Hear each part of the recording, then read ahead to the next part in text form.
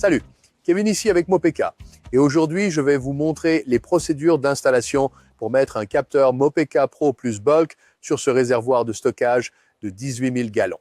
Il est important de comprendre la dynamique du réservoir avec lequel vous travaillez pour vous assurer de savoir où installer le capteur Mopeka Pro Plus Bulk. Alors, ce que nous allons faire aujourd'hui, c'est passer en revue certaines des caractéristiques de ce réservoir de 18 000 gallons et vous montrer où nous aimons installer les capteurs. Je vais attirer votre attention sur l'avant du réservoir où nous avons notre jauge et flotteur traditionnel, ainsi que notre plaque signalétique ou les informations sur ce réservoir. Et ici, en bas, nous avons notre système de vanne sous le réservoir. Et puis vers la fin du réservoir, nous avons nos soupapes de décharge de pression. Ce que nous allons faire aujourd'hui, c'est installer le capteur Mopeka Pro Plus Bulk ici sous le réservoir, entre les vannes. La raison pour laquelle nous aimons tellement cet endroit est qu'il y a très peu d'accumulation de sédiments autour des vannes, ce qui nous permet d'obtenir un signal très clair dans le réservoir du bas jusqu'en haut. En même temps, il n'y a pas de mécanique ou de tuyauterie dans cet espace qui puisse interférer avec le capteur Mopeka. Avant de commencer l'installation physique du capteur Mopeka Pro Plus Bulk sur ce réservoir, il est important de s'assurer que nous avons les outils appropriés pour garantir une installation réussie. La première chose à vérifier, c'est que vous avez votre smartphone et que l'application Mopeka Copilot est téléchargée et prête à l'emploi. De plus, vous allez avoir besoin de votre identifiant Mopeka. Si vous n'en avez pas, assurez-vous de contacter votre distributeur Mopeka agréé ou de contacter supportermopeka.com. Une fois que vous l'avez, passons en revue les outils physiques dont vous aurez besoin pour cette installation. La première chose dont vous aurez besoin est un tournevis cruciforme standard, un tournevis à tête plate.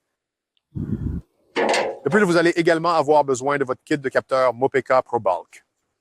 Passons à l'intérieur de celui-ci. La première chose que vous allez voir, c'est que vous avez votre antenne de montage magnétique à distance pour les communications. Vous allez ensuite voir que vous avez votre capteur Mopeka Pro Plus Bulk. Également dans le kit, vous verrez que vous avez 2 piles Lithium Energizer Ultimate Lithium incluses dans votre kit et un sachet de graisse sonique. Si pour une raison quelconque, vous n'avez pas l'application Mopeka Copilot, également dans le kit, vous verrez ce code QR pratique que vous pouvez scanner avec votre téléphone, ce qui vous mènera directement à votre Apple Store ou votre Google Play Store pour obtenir l'application Mopeka Copilot. De plus, si vous avez un réservoir avec une soudure en bas, ça signifie que vous devrez acheter un kit de montage pour soudure Mopeka. Ayez cela prêt à partir. Si vous n'avez pas de soudure comme nous aujourd'hui, alors nous allons simplement procéder à l'installation avec le capteur et cela ne sera pas nécessaire. La prochaine étape que nous voulons faire est de prendre notre capteur Mopeka Pro Plus Bulk et de l'assembler pour le préparer à l'installation. Donc, la première chose que vous allez vouloir faire est de prendre votre capteur Mopeka Pro Plus Bulk. Prenez votre antenne à distance avec support magnétique. Il y a un raccord en laiton à une extrémité et il y a un port sur le capteur lui-même où il peut être installé. Alors, allez-y et installez-le doucement. Vous n'avez pas besoin de tournevis. Serrez simplement à la main. Assurez-vous qu'il est connecté et bien fixé. La prochaine étape consiste à retirer le couvercle du capteur pour accéder au compartiment des piles. Prenez votre tournevis cruciforme et commencez à retirer les vis. Veuillez noter qu'il s'agit de petites vis. Donc, si vous travaillez dans un jardin comme celui-ci, les faire tomber pourrait poser un problème pour les retrouver. J'aime les remettre dans la boîte.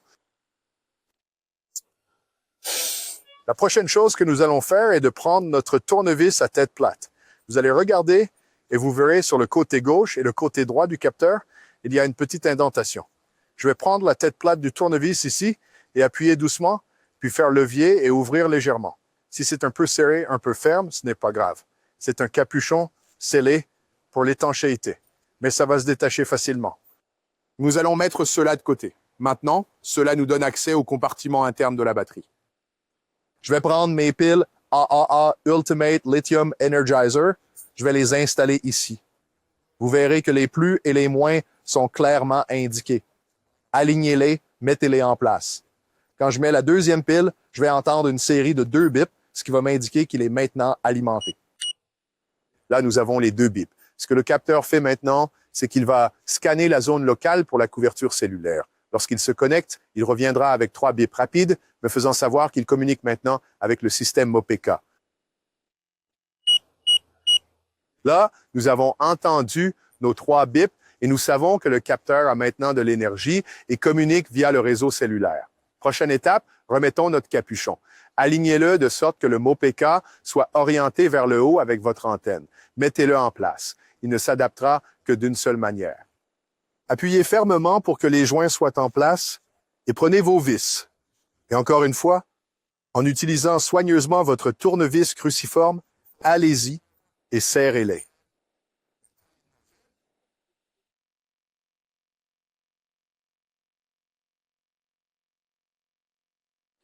Et maintenant, nous sommes prêts à installer le capteur Mopeka Pro Plus Bulk. La première chose que j'aime faire avant de commencer à sortir mon application Copilot est d'aller monter l'antenne magnétique.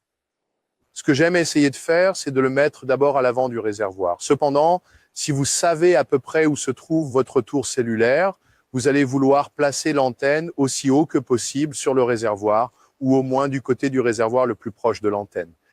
Il n'y en a pas d'échelle avec moi aujourd'hui, donc je vais le mettre manuellement aussi haut que je peux. D'accord? La prochaine chose que nous allons faire est de sortir notre application Mopeka Copilot. Et nous sommes connectés maintenant et nous allons appuyer sur « Ajouter un appareil » en haut à droite de votre écran.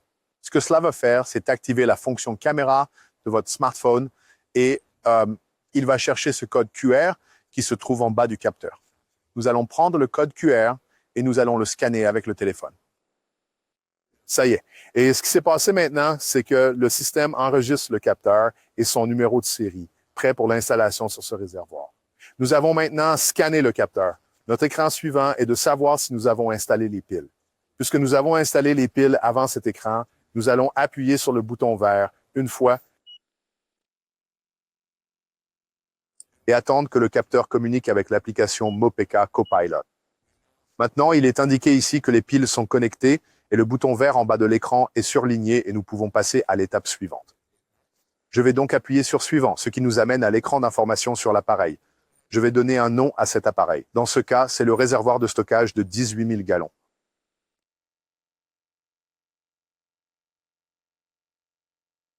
L'adresse de l'appareil n'est pas l'emplacement physique, mais chaque capteur Mopeka a son propre identifiant unique que nous appelons l'adresse de l'appareil. Cela a été pré-rempli lorsque vous avez scanné le code QR au bas du capteur. Ensuite, nous allons passer au numéro de réservoir. Ce sera l'un des 3 réservoirs à cet endroit. Donc, je vais appeler celui-ci réservoir 1. Ensuite, nous allons descendre au type d'actif et nous allons cliquer sur cet écran et je vais choisir l'inventaire en vrac de l'entreprise et je vais cliquer sur la marchandise qui sera aujourd'hui propane, poire, butane. D'accord? Remarquez que certains des champs ici sont des astérisques rouges à côté d'eux. Ceux-ci sont obligatoires et doivent être pré-remplis. Ils doivent être remplis avant de pouvoir passer à l'étape suivante. Donc, comme vous pouvez le voir ici, j'ai tout rempli. Je vais continuer, appuyer sur Suivant, ce qui m'amène à l'affectation en termes de qui est le copilote, le propriétaire réel. Maintenant, dans ce cas, je vais utiliser les services de localisation sur mon téléphone pour géocoder l'emplacement du capteur. Nous allons cliquer sur Distributeur et c'est Twin Rivers, donc je vais faire défiler jusqu'à la lettre T.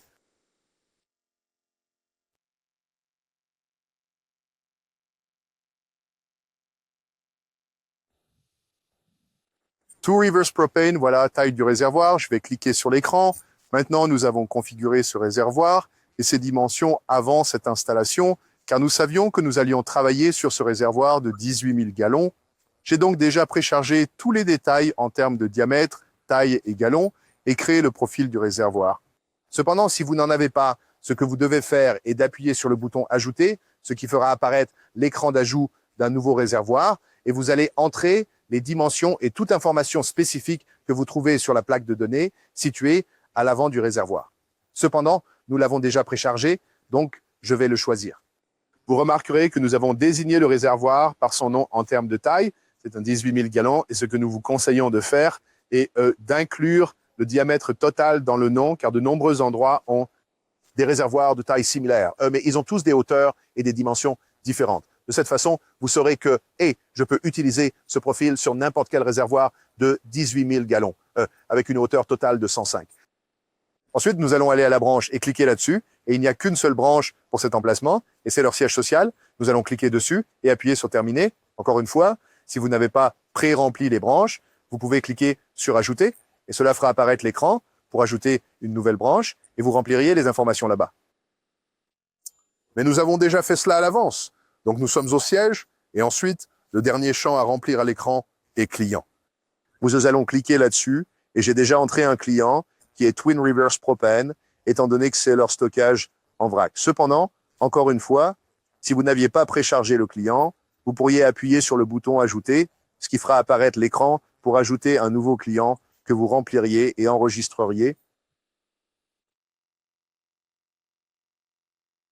Maintenant que j'ai rempli tous les champs requis, le bouton suivant dans le coin droit est passé du vert clair au vert foncé, nous indiquant que nous avons maintenant rempli toutes les exigences. Nous pouvons passer à l'étape suivante. Allons-y et appuyons sur Suivant.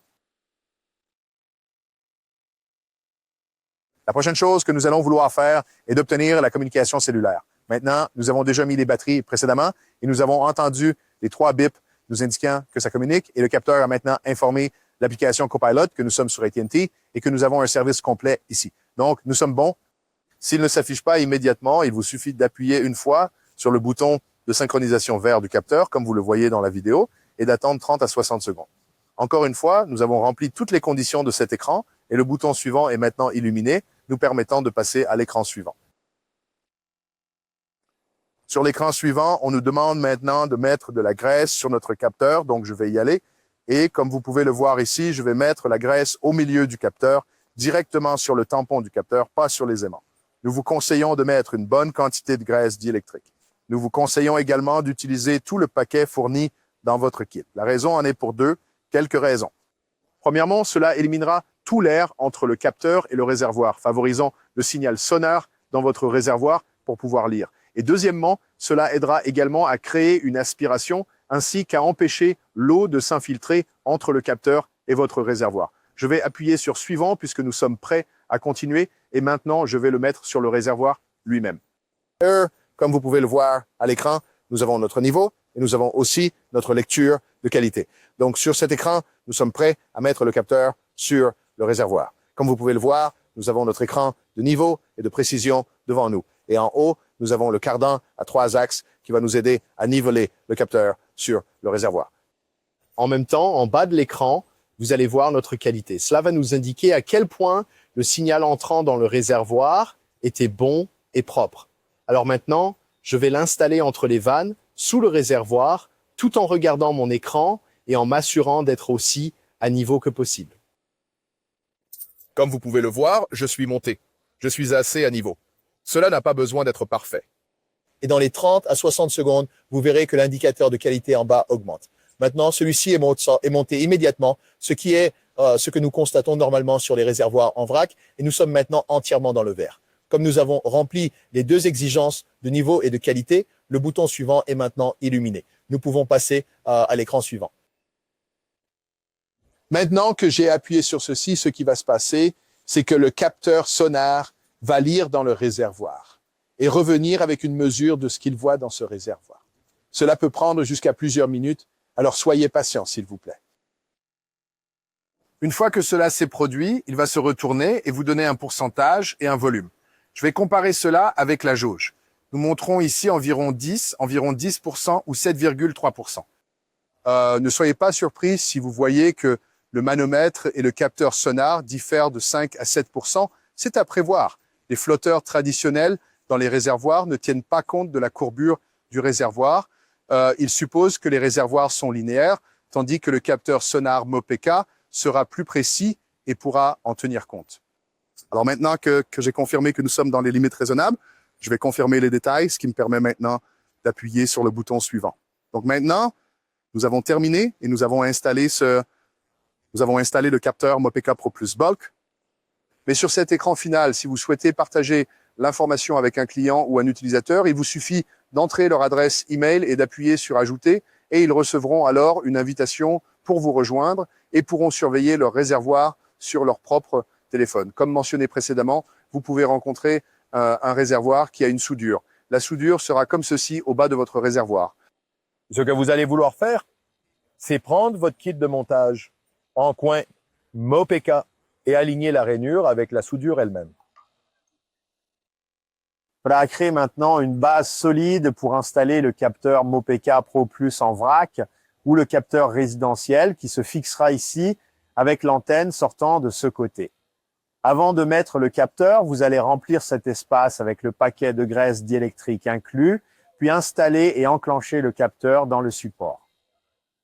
Une fois que vous avez fait cela, vous avez terminé. Nous avons maintenant installé avec succès le capteur Mopeka Pro Plus Bulk sur ce réservoir. Nous l'avons ajouté à notre application Copilot ainsi qu'à notre tableau de bord Mopeka. Et maintenant, vous avez l'esprit tranquille en sachant ce qui se passe dans ce réservoir et en sachant toujours combien de produits vous avez.